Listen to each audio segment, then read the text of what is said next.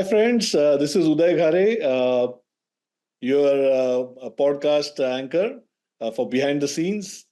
Behind the Scenes, as you know, we have introduced this new podcast specifically talking about the contributions of so many talented people working in the background and creating the magic that we all consume as movies or TV series. And there is a very special contribution from women in movie industry, and today we have Alisa Joseph here with us as a in the podcast or a podcast. Alisa comes with 30 years of amazing experience and leadership experience across uh, top-notch media companies. She was the vice president for Nielsen, and then she was the SVP for Deluxe as well as VIP Media. She has actually seen the industry very closely and has been part of the industry and has made positive changes to the industry through her work. And she has been an inspirational leader for so many of us, and especially women in the media technology space. So, a warm welcome to Alisa. Alisa, it's a privilege to meet you here on the Thank podcast. you, Uday. Great to Uh, be here. Appreciate it very much. Thank you for the kind words. Thank you so much. And I think this session, I can guarantee to all the viewers, is going to be very interesting, and it's going to be very inspiring for everyone. So let's start and let's have a lovely conversation with Alisa. Alisa, to start with, it would be really interesting to know, your journey in media entertainment and what really inspired you to get into this field at the start of your career. Absolutely. I really started this career thinking that I was going to be in journalism. I loved the concept of news. I was a news junkie. And I went to school for that very reason, studied communication, studied journalism. Quickly learned that I didn't like writing leads under pressure, but I did an internship with NBCU and really kind of learned the industry, learned about that side of it. And while I was doing that, I was talking to others in the industry who pulled me into the TV side of the business. So I started my journey at Fox Television in Chicago at an owned and operated station, working in programming, learning all about syndication and TV, and moved through into an additional role where I was getting my wish to be involved in storytelling and involved in data at a time in the advertising industry, which is really the side of the fence that I was on, where it was important to start to talk about why, how people were making decisions about advertising and content and placement. And I sort of fell into the research and data side of the industry through that process. Ended up after a couple of stints as a research director in the world of, again, advertising research for Telemundo and one of the first news channels in the United States called CLTV News. I ended up at Arbitron working in the world of research and data. And there, again, it was very much about brands and advertising and that side of the fence. Really compelling and interesting time to be in that industry. And ultimately, we were acquired by Nielsen. I spent a good deal of time at Nielsen on the advertising effectiveness side of the journey. And that was, again, another sort of window into this idea that everyone was looking for how to gain audience and how to maintain audience and how to match content and advertising together for best effect. And then from that piece, I really kind of left the world of advertising abruptly, being recruited by Deluxe Entertainment into the world of media technology and truly the side of content. And in that world, I was both on the creative side of the industry, working with the companies that were doing all of the special effects and the color and all of the magic that is movies and TV, and then pulled into the world of streaming at a very moment in time when the streaming wars were beginning and everyone was focused on this idea of what was next and would content go global. And I worked with Amazon at the moment when they launched into 200 markets. Started working with the technology teams, which is very interesting. understanding the elements of what is required to get content from point A to point B, from creation through distribution, and into the sort of streaming entities that allow for audiences to take part in that content. And from there, I was recruited again into a new world that was a bit of a hybrid between data and technology, a company that had acquired a consumer app that was about really understanding the sentiment of individuals, consumers, for content, for TV and film content. And that idea was we would bring together this idea of content, research, and data, and marry that with technology. The company ended up acquiring a very significant technology company called MediaMorph. The two pieces came together. That company became Whip Media. And in that role, I was really involved in the creation of a data-driven media or TV and film marketplace, which was the vision. The industry with all of the streaming wars and the kind of fight to understand where content should go across the world, licensing of content and all of the pieces around that became very difficult. And I think, we were at the cusp of imagining solutions to make the process easier, to help content creation companies to monetize content, and for content to go global. That was a moment when, again, all of the big streamers were thinking about all of the markets that they needed to go into. Demand for content from countries across the world was increasing. And I was delighted to be part of that journey. So I've had a lot of experiences kind of going through the years, thinking about, again, how important it is for content and audience to match, how important it is for efficiency to be part of the process and getting content to those audiences.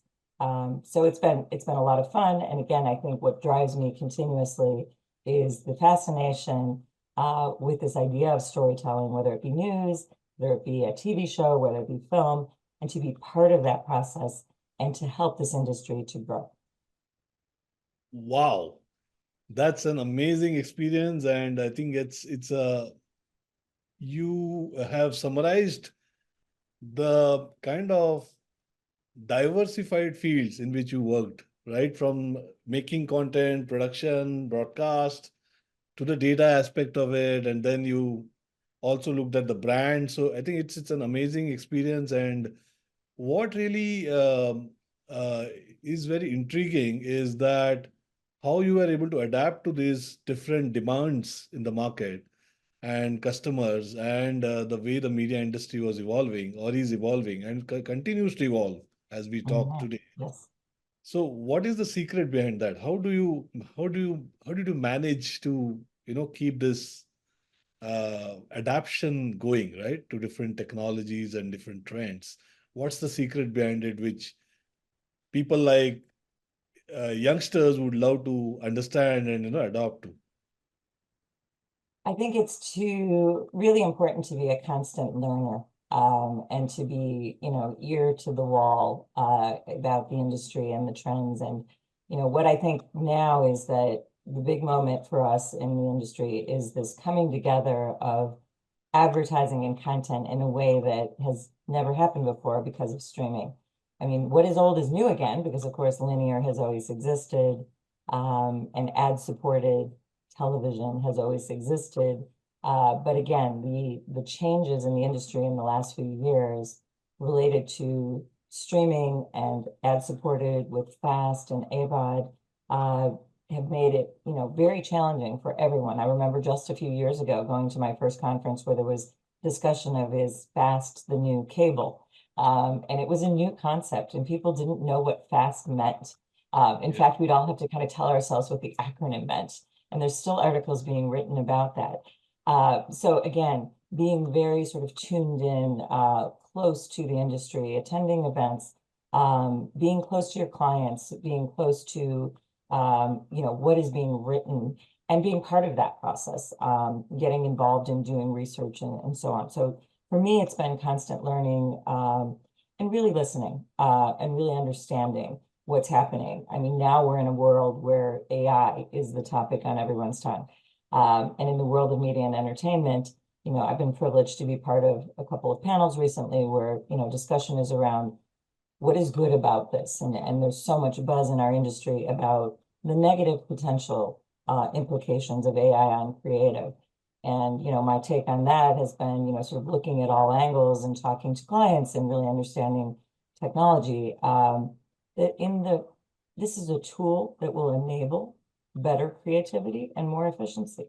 And quietly behind the scenes, that's already happening. So again, I think for young people now in thinking about this industry and jumping in and sort of knowing some things from the outside is it's very rapidly evolving. Technology is impacting that. And the concept of everyone is focused on monetization and doing more with less. These are all themes to follow and stay close and be a Yeah. constant learner. I think you touched upon some very interesting terminologies, which maybe it will be still good to if you can elaborate more, like the fast, right? There's I know that a lot of people confuse with fast and AVOD and SVOD. I think people know now because a lot of us were introduced by Netflix to the subscription model. But there's still a lot of confusion between fast and AVOD, right? If you want to share a bit about these new models, can you please share? Yeah, absolutely. So I think, AVOD has existed almost from the same time frame as SVOD. When we were working with Amazon, when I was with Deluxe Entertainment, there was an initial, focus entirely on the launch in the 200 markets of the SVOD or Prime Video element of Amazon.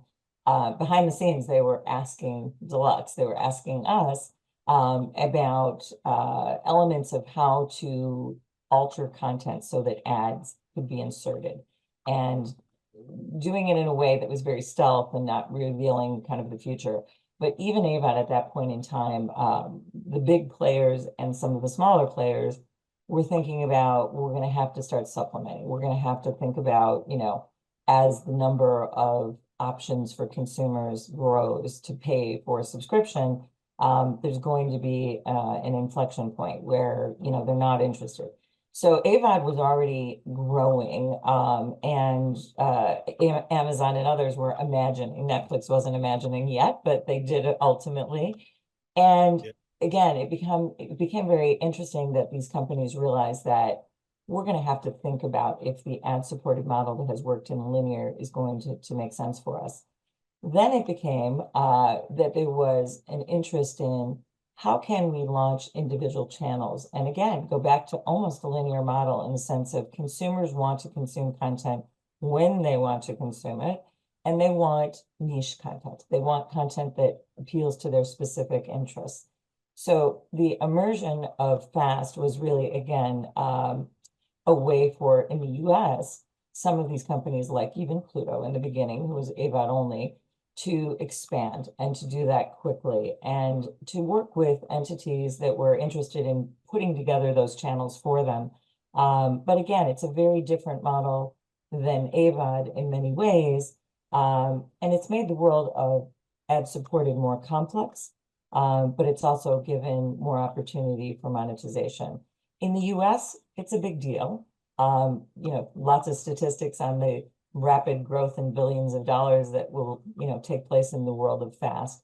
But across the world, there's been some shifts. And so in the world of Europe and Latin America and other parts of the world, where broadcast and linear has been king for so long, slower uptake does not mean it's not going, it's going to go away or it's not going to expand.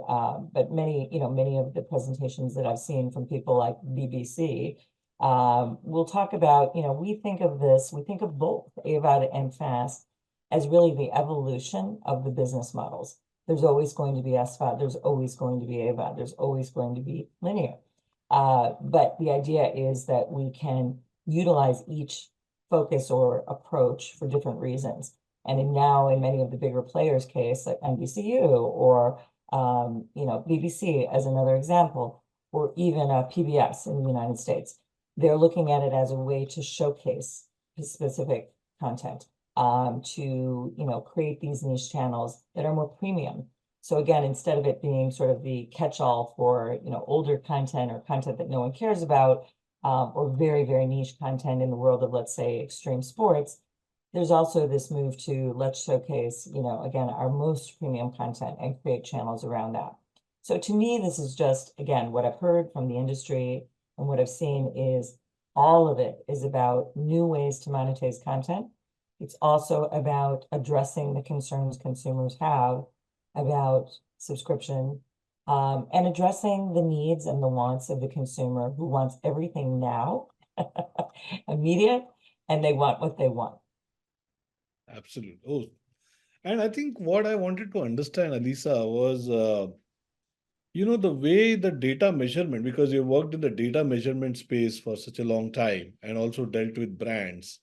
And with this, all this plethora of fast channels, AVOD, streaming, SVOD, in the past, you probably would have in a linear model like 20 million people watching at a prime time. You get a captivated audience, right? Prime Right. show, and Nielsen would do maybe a sample, and you get a reasonable measurement of what the population is preferring to watch, right? But now that it's all across, spread across all different channels, how is the data measurement, changing in this whole new environment, and how brands are reacting to that? It would be great to know your views on that. Yeah, that's a complicated topic because there's a Yeah. lot happening in the world of specific, what I would call currency audience measurement. Nielsen is no longer the only player. There's several up and comers. There always have been, but there's more. Video Amp, iSpot TV. These are companies that have said, we're going to put our focus on becoming currency measurement.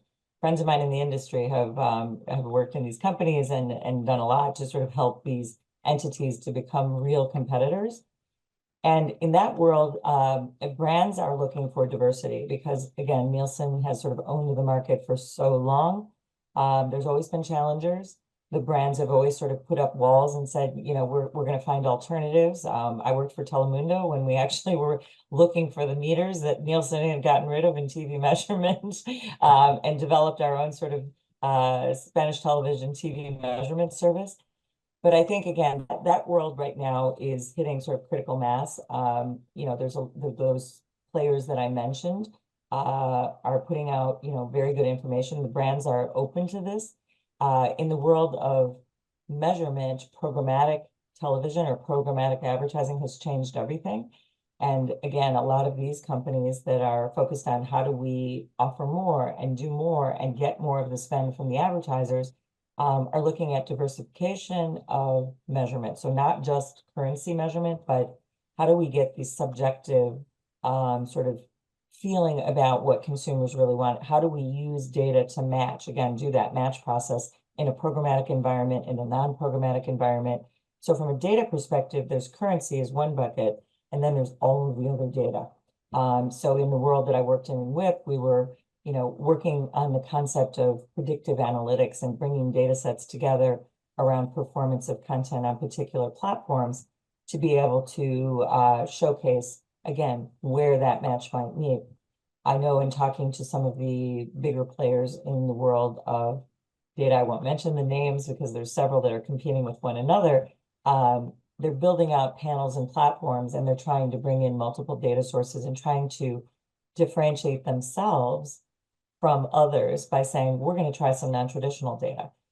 So there's a lot of focus on how do we get to the gut and the root of what consumers really want. So brands are very focused on that. They don't want to know necessarily entirely about eyeballs. It's important how many, but it's almost more important who. And are the, sort of the things I'm doing from a brand perspective effective in capturing that audience? They want that data. They want that data about sentiment, content, and how people feel about it. Because again, mood and tone of content will inform the kind of advertising. And this also sort of, relates back to this concept of women and representation in advertising. There is a big focus right now from brands on the idea of properly representing within content and thinking much more specifically about those diverse and targeted audience and how they use data to place advertising. And do you think, Alisa, because of so many data sources now available for the brands and for the agencies, uh, we hear a new term which is getting very, very popular now in the industry, which is called data clean room. Yes. And it's like I read an article where Disney launched its own data clean room, and it talks about it. And so what is this data clean room? And Yeah. why is it important? So again, I think data clean room falls into the set of terms that are around data lakes and data clean room. So really what this ties back to is on the brand side, on the media side, across the industry, there's an interest in, really bringing data sets together in a way that they can be leveraged and that new models can be built.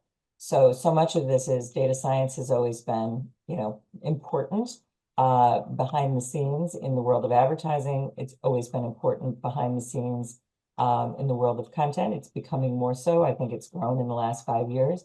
And so again, in the companies that I worked for, there was a lot of focus on how do we take this sort of pure data set, for instance, the outgrowth of what was coming out of the consumer app that Whip Media had acquired, TV time.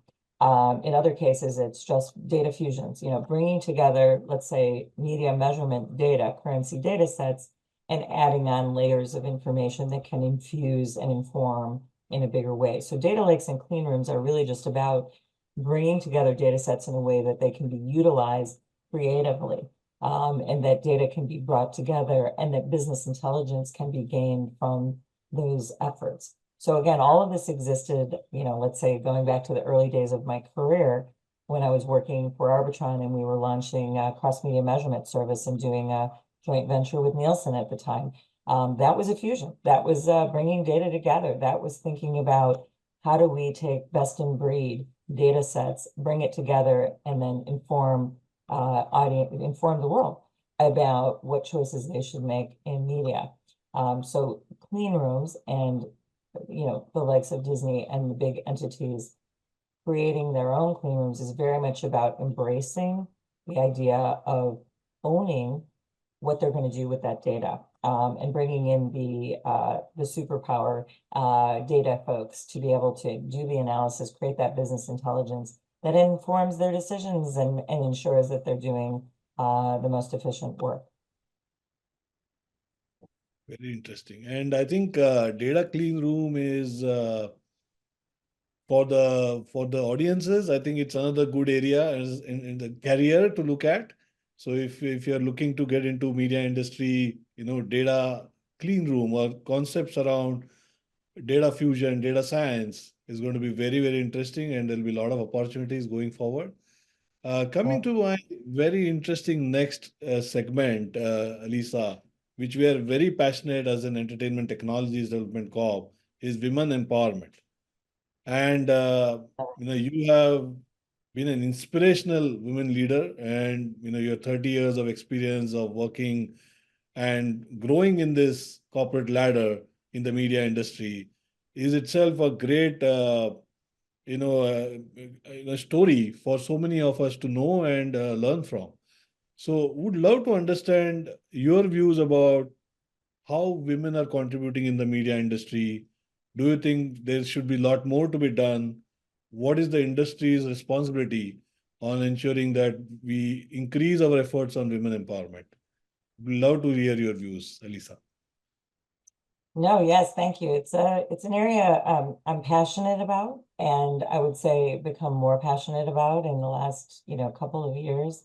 I've been again privileged to participate in a couple of panels I was invited to be part of for International Women's Day as an example, and really brought together with other women from outside of our industry to talk about our journey and to talk about what we feel needs to change and the reality of it all is I did the research for some of those things, and then even for this event today, is that progress is being made, but not as quickly as it should. Overall, you can look at United States and you can look at global markets, and of course the numbers are different. But the changes are moving along somewhat at the same pace. So in the world of media and entertainment, I again have had the privilege of attending an event a few months back with the organization Women in Film, where Jane Fonda and Lily Tomlin were on the stage talking about the 50 years that women in film had existed, and the moment in time 50 years ago when Lily Tomlin was one of the first award recipients. And at the time, apparently, there was 2% of all movie scripts or film scripts were being written by women or submitted by women. Now the new numbers, again, were close to 50% women, and there was, slightly different numbers for women of color and women of diverse backgrounds. But overall, it was this major shift. But the event itself was discussion of, we have a long way to go still. There's a lot of talk, funny enough, that, the theme of today's event this discussion is about behind the scenes.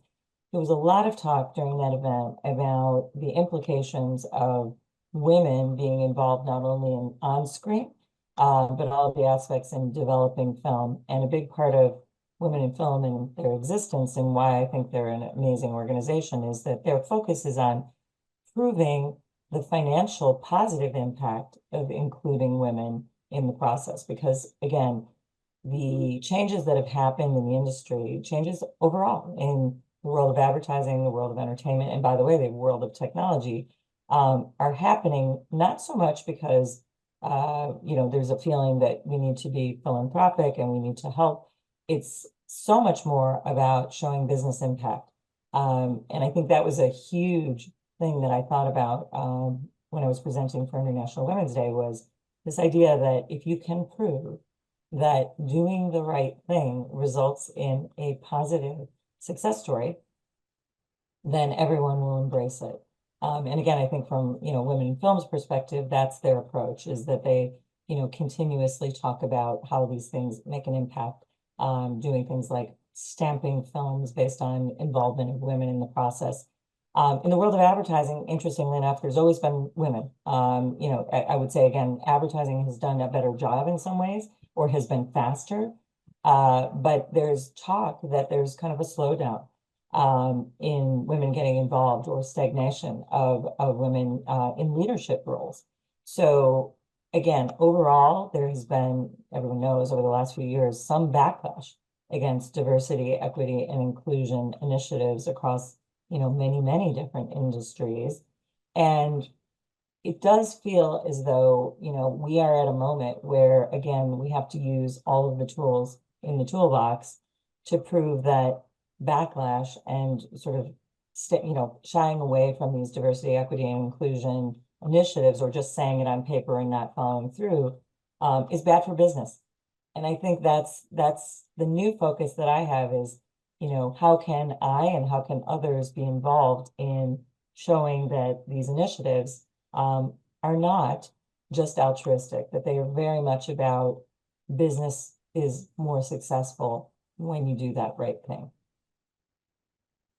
I think doing the right thing is the key word here, right? So Mhm. doing the right thing, and this is not a tick in the box. It is actually bringing a very important aspect of creativity, art of storytelling.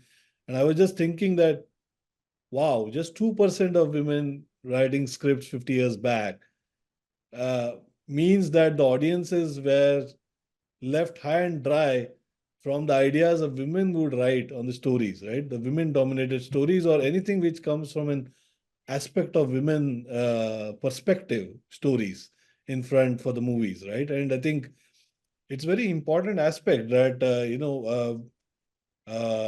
creativity is not limited to a certain set of people. It is actually for wider set of people. In fact, the consumers are everyone.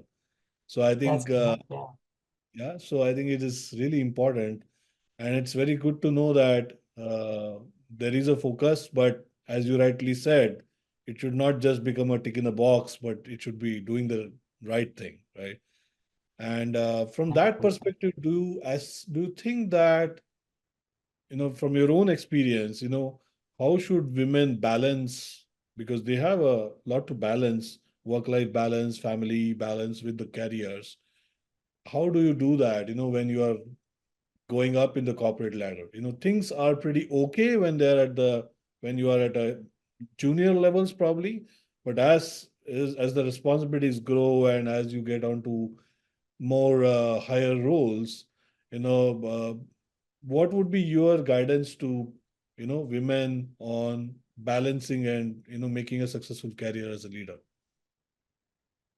Well, thank you. I would first of all say that studies have shown, and I think reality has shown that women are amazing multitaskers. Sort of the brain is wired in a way that we are able to take on multiple tasks at the same time. This is why there's a lot of talk of, bring on a mom. Bring on a mom to lead teams, because who's better at organizing? Who's better at driving certain behaviors? And who's better at sort of a collaborative leadership style that enables success. So I think, my feeling about that is I've heard a lot about it. We all have. And I've seen it as a reality with the women that have been on my teams in my own career, is that women will manage. And I think that the key is that they will continue to prioritize what needs to be prioritized at that moment. But they are very adept at managing, the challenges that they might have if they have a family, if they don't have a family, by the fact that, again, the brains are wired in that way. But I also think that it's very much about being kind to yourself. I think a lot of women get very caught up in this idea that they have to be part of the way that business has been done traditionally, led by men. And I think that it is very much about not accepting toxic behaviors. There's so many, movements now that we know about in our own industry about those things. They exist everywhere. So I think it's very much about learning to develop your own sort of flow and rhythm and balance.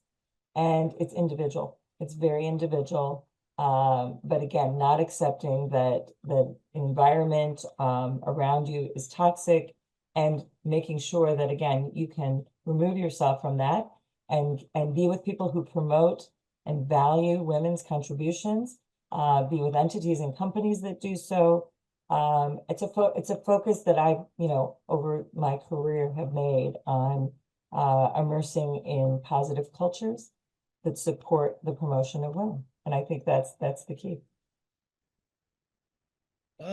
One thing which is interesting is, or rather, at least I have observed with the women in my own, organization and in my family, you know, as they are multitasker, they are also very emotional, and they consider themselves as superwomen, right? They want to be, they don't like to be failing in any aspect or department, whether it is about children, whether it is about career, whether it's about their parents taking care, and it's not easy, and actually it's almost impossible that you do everything and you are a superwoman, right? So I think it's what is your view about that? How is it important to let go a bit? It's okay, to be fine.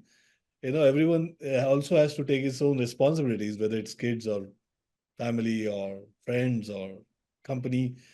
But what's your views about it? Because many times I've seen women leaving their jobs or not taking a particular role just because, hey, I might just impact, my kids' development or whatever, right? Or my husband's development or whatever. I'm just giving some examples of they may take some of these decisions which they could avoid if they had just let go of it, right? So I just wanted to know your perspective.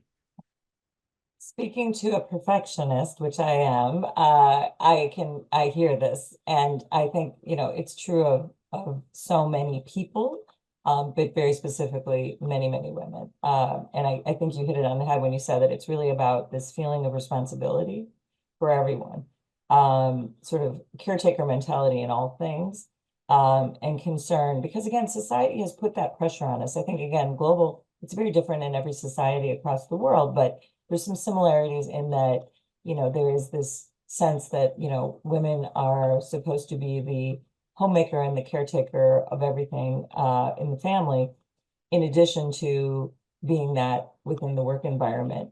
And yes, there's been attrition. There's been women leaving the workforce, and this is a trend that is not positive over the past few years, and the pandemic drove quite a bit of that. But now I think it's very much about, again, making some decisions about you're capable. Letting go maybe is just another way of saying perfectionism or expecting perfectionism in yourself isn't required. You putting your all into the things that are priority for the moment and juggling the priorities is the most important piece of it. But stepping away and saying, I'm not going to do that. Some of that has been, a result of society not supporting women. So women need to ask for help. They need to build a larger sort of structure around themselves of support, not be the sole point of contact for everything that's needed in the family. And the same would be even true within the work environment. But I think, again, it's been the past few years unfortunate that we're seeing this attrition, and would absolutely like to see this reversed. And for women to not go into an environment where they're being given a promotion or offered the opportunity to move up thinking, I can't. Studies have shown, again, men will be the first to say, I can do that. Even in interview situations, men will say, 50% of that job I know I can do, but they'll say, I can do that job. Women will go into the same situation, look at a job description and say, there's 20% here that I can't do, therefore I'm not applying, or I'm not going to be part of this. Again, so much of that comes from this tradition of, I need to be perfect. I need to know everything. And so much so now that employers are saying, please apply, even if you feel that you have less than 100% of the skill sets. So I think it's just the constant encouragement around, you can do it.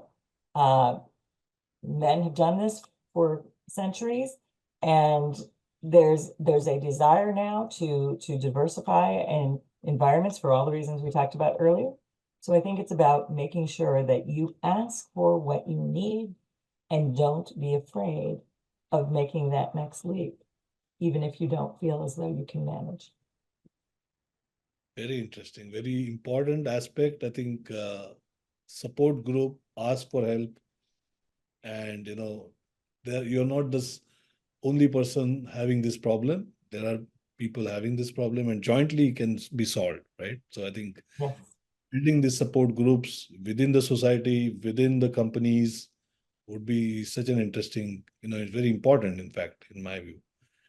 Yes. Uh, Sorry, I'll throw one more thing out because you just piqued my thought, sure. and just for the audience to know that, again, I'm a huge supporter of networking groups. At the event that I did for International Women's Day, we talked a lot about that. And I think, again, part of that support is exactly what you're saying today, which is the concept of really, sort of leveraging the networking opportunities that are out there for women. Thank you so much. I think we move into the final segment, which is and I don't think we can end this podcast without talking about AI, because everyone talks about AI. So what is your take on AI? I think you did mention in the beginning of the talk about Yeah. AI, but how is the industry looking at AI? AI doesn't seem to be the kind of technology which came up like NFT, but just went off. AI seems to be here to stay, right? And looks like it's going to happen, right? It's going to be part of our day-to-day jobs. Uh, what is your view about AI, and what's its impact in the jobs of people, or what kind of skill sets the people should start looking at, going forward in the media industry? Interesting again, because about a year and a half ago, I attended an event where a future speaker who talks about all of the major macro trends that are here to stay, who's a renowned entity, does a lot of presentations on it, and he earmarks those things that are here to stay and those things that will have biggest impact on us going forward for the rest of time. And he likened AI to the internet. And he said it is the biggest breakthrough since the internet, and potentially even since the light bulb. And he said it is absolutely here. It will be transformative. He talked about the sort of harnessed the correct way, it's all for good. Harnessed incorrectly, it could be disastrous. Yes. So I think we've seen that come to fruition even in the last year and a half since that, sort of presentation was made. And the world is moving super fast to embrace generative AI across everything. So media and entertainment, of course, is one industry, but it's a part of everyone's lives now in a way that we never thought. So, you think of your phone and looking at your phone and having the option of Google or AI to do a search and to learn something. You think about, getting ready for a presentation and going in and being able to use AI to do your research in a very sort of efficient fashion, or creative in creating a name for my consulting business. I spent a lot of time with AI looking at pictures and colors and bringing things together. So I think again, what I talked about when I was on the panel during NAB, and I was on a panel with several people with ideas about AI, very strong opinions about AI, is that to me right now what I'm seeing is we're at that implosion moment where we've gone from what is this thing and we don't know what it does, other than those that have been studying it and working at it for a long time, to fear. There was a moment of fear, and there still is moments of fear. But I think what's happened is that, as I said, quietly in the media and entertainment industry, behind the scenes, everyone, every company that you're talking to is involved in some way in utilizing, embracing, building in elements of AI to their process. Because long and short of it is that what it enables is a very high level of efficiency. It allows for process that took, massive amounts of time. We're talking about, remember when giant computers were condensed down to the size of your laptop or your phone? We're at that moment where there's this realization of there is a lot of work that is, work that doesn't need to be done by humans, shouldn't be done by humans. Humans should be allowed to expand out and do more creative work, more strategic thinking, allow for AI to do those things that support the important processes. Let it do the work. And then beyond that, I think again, in the hands of creatives, in the hands of true creatives, whether that's writing, whether that's, development of a film or TV show, a script. Again, kids in school are being told, you're allowed. You're allowed because it's going to enable you to be more creative. We're all being allowed to, augment our writing. And I think what we're seeing is we don't always love what AI comes up with, but AI guides our brains. It helps us to think about maybe there's a different angle. So I see this as we all have to become expert. We all have to become fluid. And it has to be a day-to-day part of our existence. It can't be, there's people over here that know AI. I laugh when I see postings for, sort of an AI genius. I thought, who's an AI genius at this point? No one. Everyone is learning. So therefore, just about anybody could walk into a position like that, do the homework, and be willing to, to start training others. But I think advice to myself and to everyone is continue to be that learner who embraces and experiments and utilizes AI. And I think business is going to be better for it. I think with the right precautions, and there's still a lot of legal and ethical matters that need to be, sort of thought about across every aspect. That was a big discussion at the recent NTech conference. But I think with that being said, there's no going back. I think AI is here to stay, and it is what we make of it in the end. So profound. Thank you so much. That was very interesting point of view. Thank you. The last question is all about, we always talk about the behind the scenes, but what are those stories or those movies that you were actively involved behind the scenes, because what was the work that you did for, say, Deluxe or VIP or Nielsen, where you are very proud about, right? Which eventually made it to the Hollywood, screens and streaming platforms. Or are there any examples like that you want to share? Yeah, it's interesting because I've always been sort of associated with helping the decision-making process and again, technology. So rather than saying there's a particular, I guess I could go in and talk a bit about, even Amazon. So when I was originally working with Deluxe, as I said, I came in on the creative side. And I did a brief stint on the creative side, working with the VFX and the color departments of the company. And so I was witness to a lot of sort of the demos of work that was being done, but again, very proprietary, behind closed doors, not something you can talk about. In fact, there used to be FBI level security at Deluxe to protect the creatives. So, wasn't able to not able to talk about it, but again, was exposed to all the pieces and really I would call it the magic behind the scenes of, a film getting from sort of that gray stage to that fully fleshed out, amazing picture that you see on the screen with buildings exploding and amazing color and tone and mood. All of that is happening in that world. But in the world of Amazon, interesting, again, I jumped over and as I said, I was more on the technology side. So we were working on beyond creative posts, things like dubbing and subbing of content. And the distribution process overall. And Amazon Studios was at an inflection point when I joined Deluxe and was starting to work with Amazon Studios. And they were beginning to create all kinds of, as you know, original content. So when I joined the company, I think there was 7 shows a year. It was the beginning state. And the slate for the year that I left, which was 2018, was 35 new Wow. original shows. And they were giving us, indication. We were getting sort of a running list of what was happening, what was being greenlit, the timing on when these things needed to be ready for action. And Lord of the Rings, I'll mention, was very much on the movie side of the fence, was in the very beginning state of, talking about the amount of money that was going to be invested. This was a big secret at the time that they were going to create this amazing blockbuster. And so I was privy to some of those conversations about what Lord of the Rings would mean.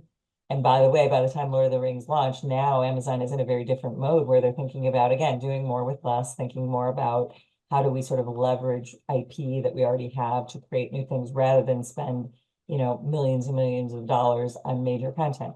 But that was the same moment when Maisel was being created, the Lost Boys. It was a slate of shows that I remember seeing the names of that, have now come to fruition and are out there. And we had many, many discussions about things like how much we would, how much they wanted to spend on dubbing, which countries would require it, whether or not they'd scale back to the key critical countries that required it. And then in kid shows, of course, dubbing was required.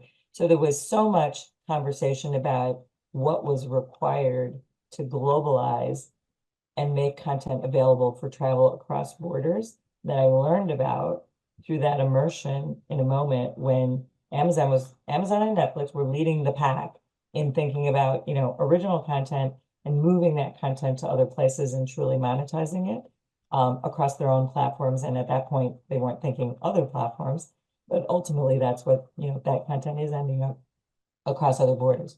So those were the things that I was involved in most closely.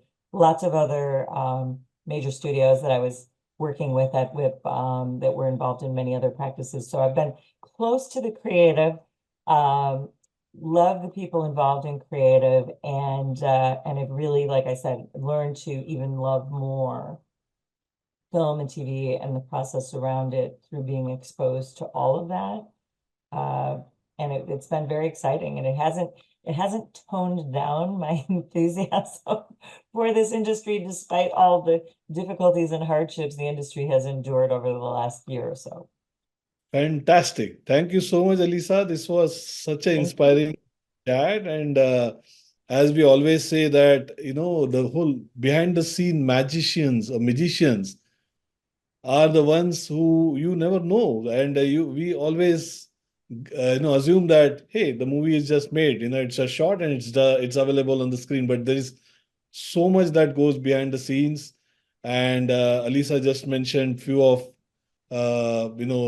incidences on some of the very popular titles that we all have consumed and enjoyed with the family. So I think hats off to all the people that work so hard behind the scenes to make it happen. And hats off to Alisa for amazing work that she has been doing in the industry and making a positive change. And I'm sure she will continue to do so and inspire so many of us, and especially the women and women in technology, women in media entertainment. And it's just fantastic to interact with you. Thank you so much, Elisa. Thank you, Uday. This has been fabulous. So much appreciated. Thank you.